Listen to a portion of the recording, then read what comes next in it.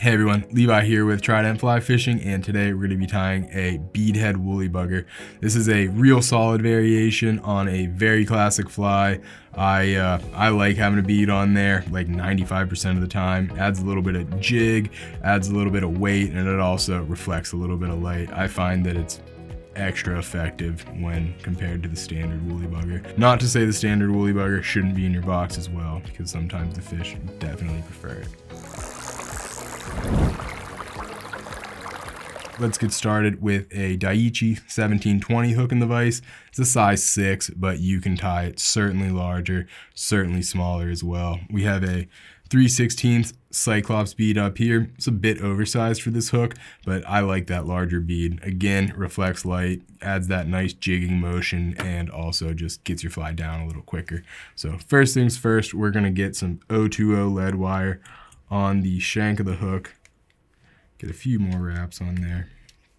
Pop that off and go ahead and shove that right on into that bead. That's gonna situate that bead nice and secure. It's also gonna add just a little extra weight, again, for that jigging motion that I've mentioned so much. So let's get a thread base laid down. We're using 140 black flat wax nylon. You can use any thread that you're comfortable with. If you like unithread, certainly a fine option just the same. We're gonna lay our base down and I'm gonna come into that lead wire, get it wrapped up and secured before we get our tail.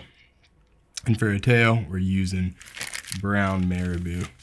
Got a nice bag here. I'm gonna come in and cherry pick a plume that I find to be nice and appealing. This one's good.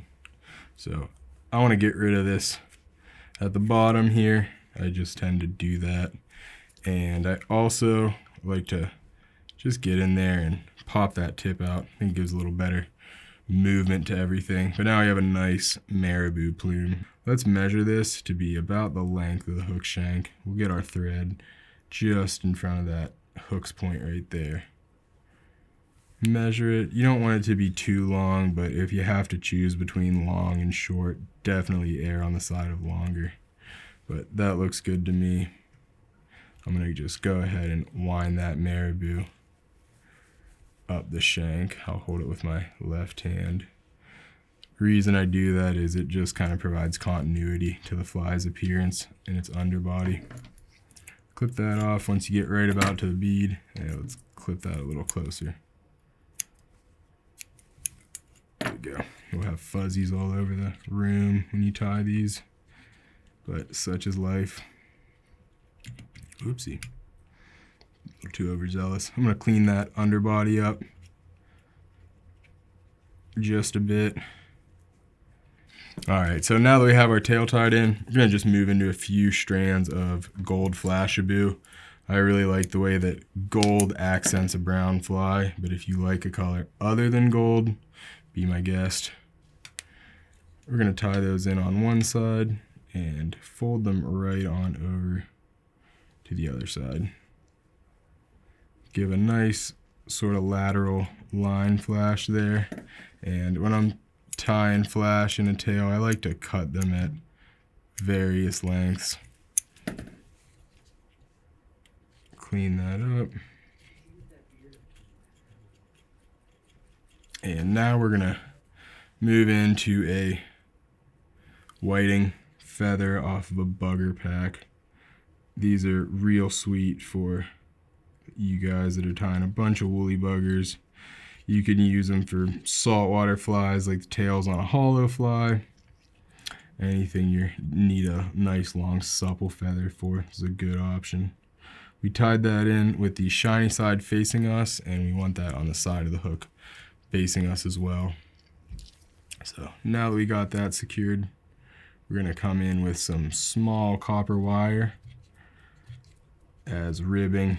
That adds a whole lot of durability to this fly, and it will keep everything nice and tight. If you want a less durable fly, you can certainly omit that, but durability is something I aim for with every fly I tie. Get to fish them longer.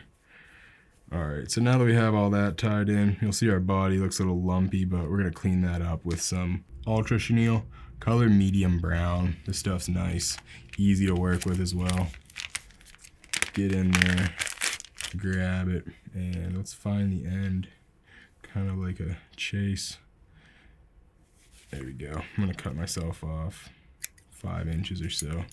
And what I do with this Ultra Chenille is I find the end, and I get in there with my thumb and my index finger and just expose that thread core. Get that tied in.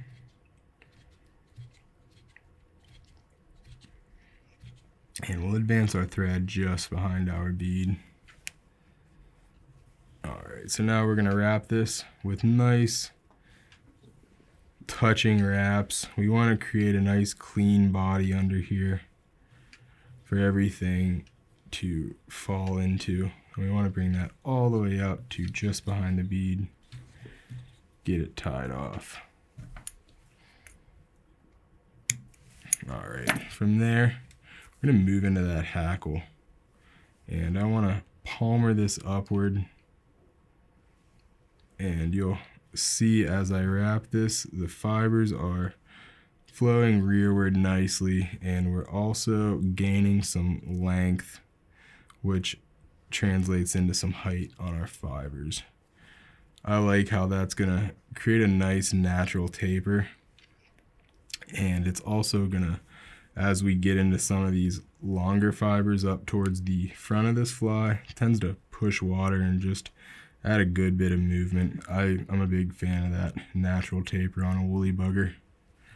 So get that just behind your eye, and I'm gonna tie it off.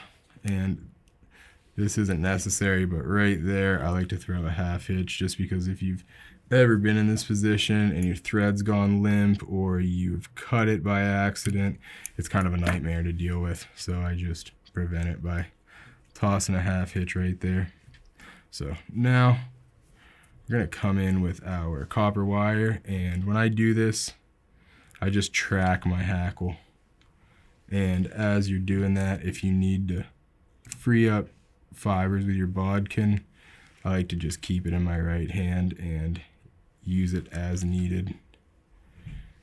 But this will definitely aid in durability, prevent that hackle from getting chewed up, whether it's by a trout, a smallmouth, even a carp. This is one of those flies that you can feed to dang near anything that swims.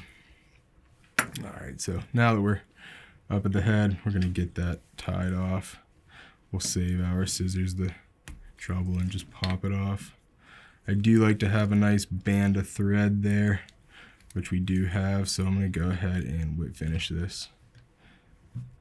We're almost done. I'm gonna clip this out of the way and just get in there with my bodkin and free up any fibers that may have been trapped by that wire. Definitely happens, and your fly will benefit if you just spend a few minutes doing this, or a few seconds really. It's a quite short operation. But that is a beadhead woolly bugger. I want to thank you guys for watching, and I will see you next time.